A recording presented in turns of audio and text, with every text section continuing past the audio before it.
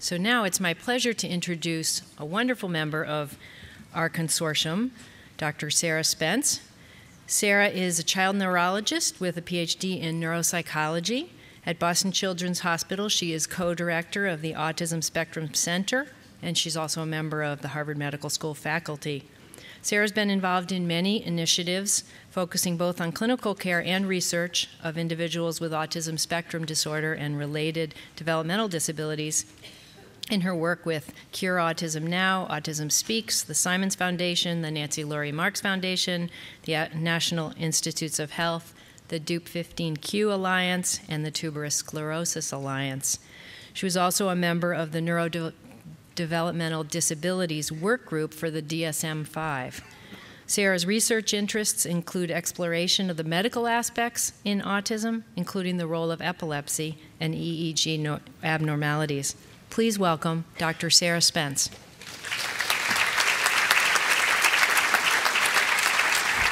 Thank you, Dee Dee. So I wanted to say, you know, I've been at Children's now 4 years, and I think I got to join the Autism Consortium before I even got here. I think Lenny introduced me, or Lenny put me forward before I even got up here. So I'm more a member of the Autism Consortium than Children's Hospital. Don't tell anybody. So the other thing I wanted to say is, as a neurologist, I observe a lot, and I have observed today that this program was set up perfectly. So we started out with very basic science. We moved into, you actually heard Matt talk about patients. Now I'm a clinician at heart. I do a little bit of research on the side. And I'm going to talk about patients, and then the next thing you're going to hear is really the most important thing, which is how do we work together to actually do more for families and children with autism spectrum disorder. So I'm going to talk about epilepsy and autism, and I think this is in the context, as Paul was talking about, of larger neurodevelopmental disabilities, but since I do autism most days every day, I'm going to use autism as a tool to talk about this. So the Epilepsy Association is frequent in autism spectrum disorders, and it has a major impact on patient quality of life. And so I think as a neurologist, I think both from seeing children with epilepsy who have behavioral problems and also seeing children with autism who start to have seizures, this has a huge, huge impact for families. But then from a science standpoint, I think, and again, I'm a clinical scientist or a clinician, but there's lots of basic scientists in the room who are a lot smarter than me, and I want them to be thinking about the common neural mechanisms. So the overlapping phenotypes, as I said, as a clinician seeing kids in the exam room, we see behavioral challenges, we see communication challenges, we see cognition challenges, both in ASD and in epilepsy, and sometimes the intersection there is the most difficult. And one of the questions that I have is whether there's any causal relationship or if this just kind of what we call epiphenomenon. I have a mentor in New York, Shlomo Shinar, who's a great epilepsy researcher who talks about the fact that bad brains do badly, right? So in other words, what is it about the development of this person's brain? Is this giving you both the risk of autism and the risk of epilepsy? Or could it be that actually the seizures are leading to changes that come out with the autism phenotype? So what do we know? We know epilepsy is increased in autism, but the rates are actually quite variable. So if you look in the literature, it's anywhere from 3 to almost 50%.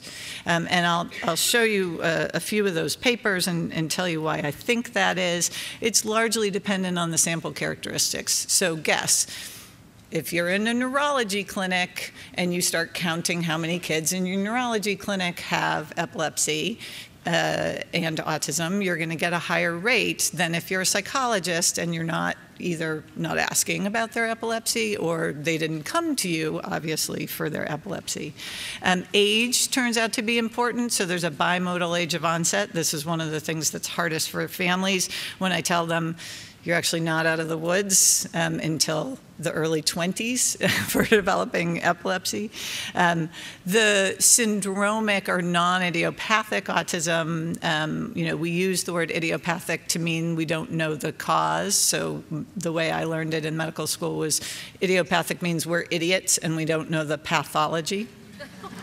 So neurogenetic syndromes, brain injury always have more epilepsy. And then IQ and language skills may or may not be contributing. And I'll give you a few slides on risk factors. I want everybody to memorize these tables. No, I mean, really the only reason I put it up here was to show you that actually there are a number of papers in the literature really looking at this. And one of the things I wanted to show, does the mouse work here? Is the sample sizes. They're really not huge until you get down, and then of course there's our Zach, who really knows what sample size is and knows what big data is. So effective ascertainment, if you look at does this pointer work? Oops, no, that's the thing. Sorry. So if you look at a clinic-based sample, so that 46% coming from the Hughes group is a small clinic-based sample. Again, think about where you're looking. To those larger samples, one of which is a population-based study. The Surin paper is a population-based study, and you're down to 11%. So I think we have to look at those things. How about the effect of the epilepsy diagnosis? Turns out some people are publishing on a single seizure. Well, that's not what neurologists actually call epilepsy. We call it the tendency to have more than one unprovoked seizure. If you include febrile seizures, you're going to get a lot higher rates. So you have to think about that. The effect of age, this Canatano study had a mean age of about 8 and found only 13%. And if you look at the Morrison study, which goes all the way to adults, they had a twice as high rate. So you have to think about who you're looking at in your sample. Again, here's a few other things. The effect of the comorbidity, so the syndrome or the intellectual disability. With intellectual disability, you get 3 times as often epilepsy. If you look at syndromic versus non-syndromic, so this idiopathic idea, or Judy Miles calls it essential and complex, again, you get much larger numbers in the syndromic cases. And then, and this probably doesn't matter as much anymore, but the idea of the ASD diagnosis itself. So I don't think I have to tell anybody that in 2013, the new DSM came out and did away with PDD-NOS, which I think most people were happy about. My favorite PDD story was, it stands for physician didn't decide. So I had to get that one in. So, but I think, one of the questions is did we use autistic disorder, Asperger, and PDD-NOS as surrogates for severity somehow in the autism spectrum? And I think that again, we want to be looking at that. So the converse is also true. If you look at autism in epilepsy samples, now, not a lot of people have done this, but the papers that have shown that it's increased. Now, again, very variable rates. You see anywhere from 5 up to 38, almost 40%. But one of the things is look at how you're diagnosing the autism here. So if you use a screening tool, you're getting very high rates. If you're using actual diagnosis and really doing a very complex phenotyping and diagnostic evaluation, you get lower rates. And then if you look in population-based samples, you're getting lower rates still. So again, I think we just have to be careful about how we're looking at these data. So we know that there are many epilepsy syndromes that overlap with autism. So kids with infantile spasms, which is an early onset, as the name suggests, very serious epilepsy, have an increased risk of developing autism. Tuberous sclerosis that we've heard about in this meeting in past years has a very high rate of autism and a very high rate of epilepsy. Even benign epilepsy syndromes, things like benign epilepsy with central temporal spikes, also called Rolandic epilepsy, sometimes has some language difficulties, has some epileptiform discharges on the EEG, has some behavioral difficulties. And then there's Landau-Kleffner syndrome, or LKS, which is a very rare epilepsy syndrome, but is associated with some regression, which we know in autism also happens. So those are some of the overlaps. And then if you look at the other related disorders in autism spectrum disorders, so previously in DSM-4, Rett syndrome and CDD, childhood disintegrative disorder, were part of the PDD umbrella. They both have higher rates of epilepsy, and even just language disorders. So specific language impairment has an increased risk of epilepsy.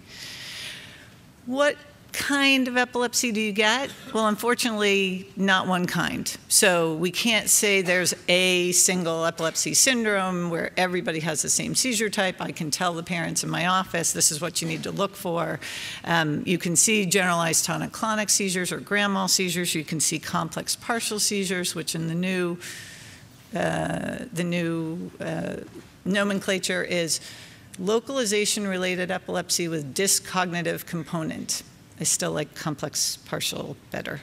And absence, which is petit mal epilepsy, so little staring spells. You can see all of those things, sometimes in the same patient. But how do we tell people about seizures?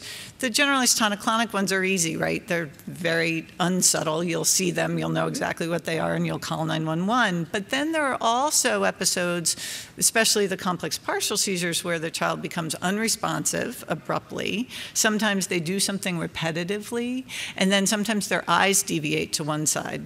So if anybody in the room is a clinician or a parent of a child with autism, you're now thinking, well, my kid does that all the time, because they don't answer to their name, they sometimes peer out of the corners of their eyes, and they do things repetitively all the time. So sometimes, even for the best epileptologists, it's difficult to figure out. What else do we know about it? We actually don't know a lot. So we know it exists, and then people haven't done kind of the next step to characterize it. So the treatment refractory epilepsy may be pretty common.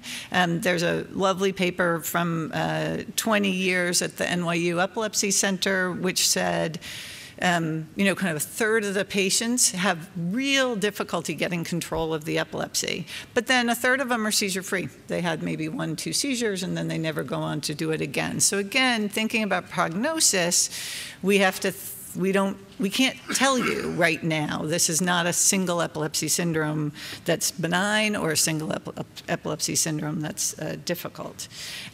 We know it may increase mortality. There was a paper that came out of the California Developmental Disabilities Services data from Jane Pickett and collaborators a few years ago that showed a 5 or 6 times higher mortality rate in those with ASD plus epilepsy than ASD alone.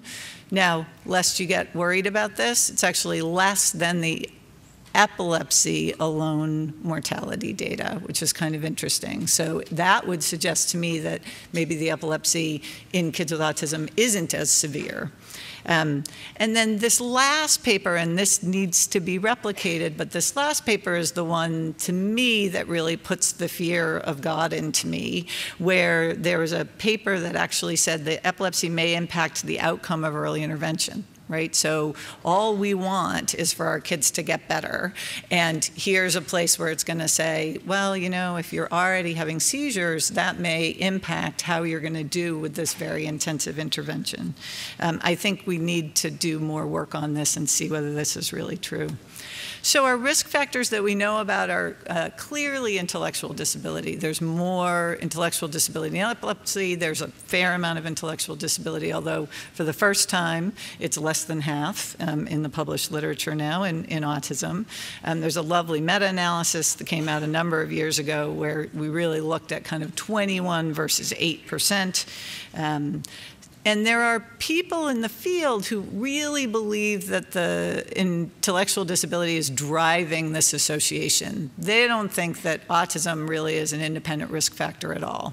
Now, what I would say to them is, then why even in kids with autism spectrum disorder that have typical or normal intellect is the rate of autism more?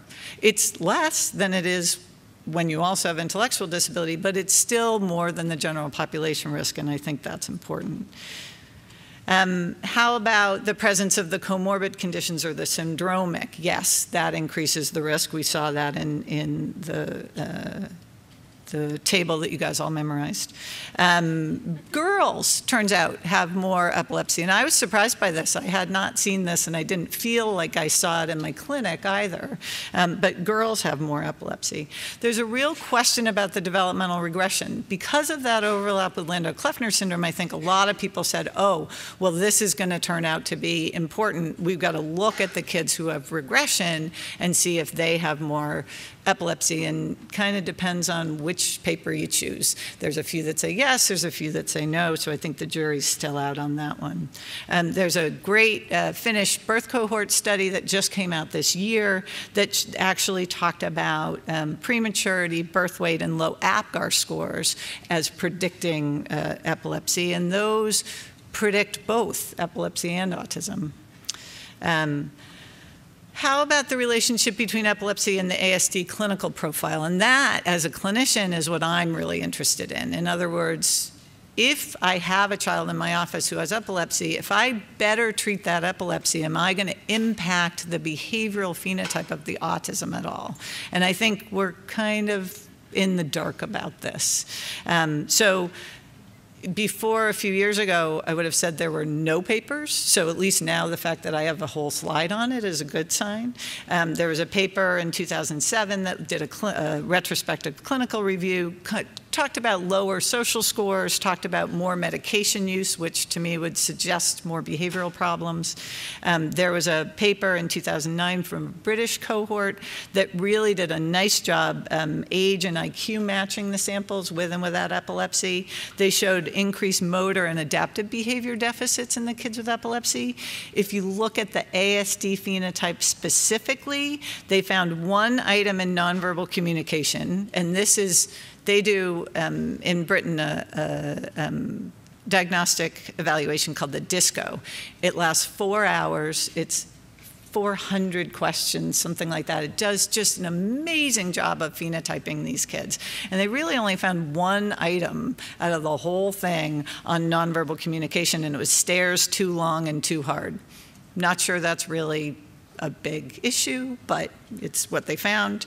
There's several items on the social interaction scale: difficulty with peers, psychological barriers, socially shocking behaviors. Again, this is a British show. And then Johnny Mattson looked at a big cohort that comes from his clinic and says epilepsy makes everything worse. So, you know, no matter what you do, adaptive behavior, everything. So one question is, are these risk factors independent? So we've heard about the intellectual disability, and I guess, you know, one question is we need better data. So Emma Vischiti, who was a graduate student with Eric Morrow, who has spoken at this illustrious meeting before, actually decided, she is a statistical geneticist, I think, and she decided to examine a large database. She didn't want to go out and collect the data herself, but she said, look, there are data out there, some of which were from the Autism Consortium, some of which are from the Simon Simplex collection, some of which are from the AGREE database, the Autism Genetic Resource Exchange. So it was a sample of convenience, largely from these big genetic studies, so she could do big data analysis. And the strengths were really good ASD diagnostic data and very detailed behavioral data. The weaknesses were not great epilepsy data. And again, I'm going to talk about the idea of collaboration here to say this is what we need to do. But so the epilepsy data were there, and so she did the best she could. So here, she, as a very smart statistician, actually taught me the importance of adjusted models. So I got really excited when I saw these data. She found significant effects of age, of gender, of IQ, of adaptive function, of language. All of these things were more impacted in the kids with epilepsy. And then she adjusted the models. And guess what happens? It almost all goes away. So really, the intellectual disability in these kids was driving all of the other behavioral phenotypes. Now, she went back and she looked at the kids without intellectual disability, again, in that same vein of saying it's not that intellectual disability is unimportant. I think we have to understand that that's contributing, kind of piling on risk.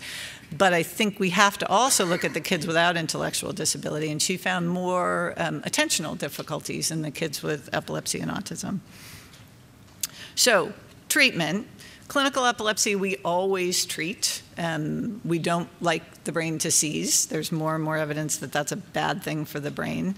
As a clinician, your choice depends on the seizure type, on the side effect profile, on the practicalities. Turns out there are certain kids who won't take Depakote sprinkles because of the texture. They actually notice them in their food, and so they're not going to take that. So you have to actually really think about those things. And then I think the other thing you have to think about is all seizure medicines are going to have behavioral and cognitive effects. So you have to specifically think about your patient. So in reality, there are probably multiple kinds of epilepsy and autism. Those when the early onset seizures may contribute to different brain pathways and bring out the autism phenotype when other disorders coexist, and then true idiopathic autism, whatever that is, right? So here's the challenges that I see to the research. One is the heterogeneity. We have both the autisms and the epilepsies now. We have fields of investigation that don't necessarily always talk to each other. So we have neurologists and neurophysiologists, we have basic scientists, and then we have the behavioral scientists. And then we have diagnostic differences, as I pointed out. In my last couple minutes, I'm going to talk a little bit about epileptiform EEG abnormalities. These are, if you think about a seizure and what it looks like in an EEG, put that through, in the old days on paper, put that through a shredder and take out one of the little strips and that little spike that doesn't go anywhere and is just sprinkled through the background of the EEG. Those are the epileptiform EEG abnormalities. We see these in kids with epilepsy all the time. We don't expect to see them in kids without seizures. So this was kind of an interesting finding when we started looking at kids with autism and finding these epileptiform discharges. Now, it's not specific to autism. We see it in ADHD, we see it in other psychiatric disorders, and even in a few kids with typical development. So I think that's a caveat there. And the prevalence estimates are hugely variable. So again, I think we have difficulty. Way back when, in the 90s, this was Isabel Rappin's cohort that probably from the 70s, 80s, and 90s in her clinic. She found it in, this is isolated EEG abnormalities over here, autism with no seizures in 8%. That's higher than the general population risk, we think. As studies have gone on, we found it more and more. Later studies found 25–30% with overnight EEGs, the long ones. We actually find much better pickups, and we can find rates up to 60%. We don't know the risk factors here, and again, probably the regression is best studied, again, because we think, we better look for Landau-Kleffner syndrome whenever a child loses any skills in language. So some people are going to say yes, others are going to say no. One person said it's really specific to the type of loss that you have, so I think the jury's kind of still out with that one. Syndromic autism might give more risk of epileptiform EEG, intellectual disability, age. There's a paper that says they go away. There's another paper that says they come out more later. So treating EEGs is very controversial, and I'm going to spend my last 2 minutes telling you about whether we should be and trying to get some data to say that. There's a little bit of anecdotal data about treating EEGs, very little empiric data, nothing from autism, one from a study with benign Rolandic epilepsy, another from temporal lobe epilepsy, where actually fixing the background EEG does something for behavioral or cognition. So I thought this is a place where we ought to, this is an empiric question, and we actually ought to answer this. So with the help of some foundation funding, we designed a pilot trial to look at the effect of Depakote in kids with epileptiform discharges without seizures. So this is a double-blind, placebo-controlled trial, 3 different sites, Boston Children's, Vanderbilt, and the University of Louisville. Kids who are 4 to 10, a fairly large IQ range, but more on the lower end because we thought we'd get more kids that way. And they have to have frequent epileptiform discharges. It's a long study, but it's a crossover study, so kids get both. So you get either placebo or real drug the first time, and then you cross over to the other, and that statistically helps you. And the endpoints are going to be broad. So the major endpoint is, does it reduce the discharges? And then we're going to look at a broad range of behavioral effects. So behavior, language, sensory motor, sleep, and with both direct observation and parent report. So I have 20 seconds. I'm going to talk about clinical research questions. So I think we need to look at the effects of severity. I think we need to look at effects of development, as both Matt and Rudy talked about this morning. What is the developmental change here? I think we have to look for the risk factors of the epileptiform EEG. If we find a hit that treating the EEG could be helpful, then I think we really need to look to know which are the kids that have that abnormal EEG. Putting electrodes, for those of you who are either clinicians or parents in the audience, putting 20 electrodes on a kid with autism is not the easiest thing to do. Keeping them on overnight, even harder. So I think we need to look for which kids that is. And I think our challenges are the huge amount of heterogeneity in ASD and epilepsy. I'm going to leave you with the translational call to action for the basic scientists in the room. We've heard a lot about the genes. We've heard a lot about the cells. I think we'll hear some more about the pathways. And I think these are the ways that basic science can inform the clinical research. So this is the way we move forward. We have genetics, basic molecular mechanisms, pathway analysis. We need to look at the prevalence, the phenotypic descriptions, and then the holy grail, right, is this one on the bottom, the development of, there it is, of targeted treatments. So we have a lot more work to do. And those are my collaborators and my funding sources. Thank you for the trial, Nancy Lurie Marks Family Foundation and the Simons Foundation. And I maybe have a time for a question.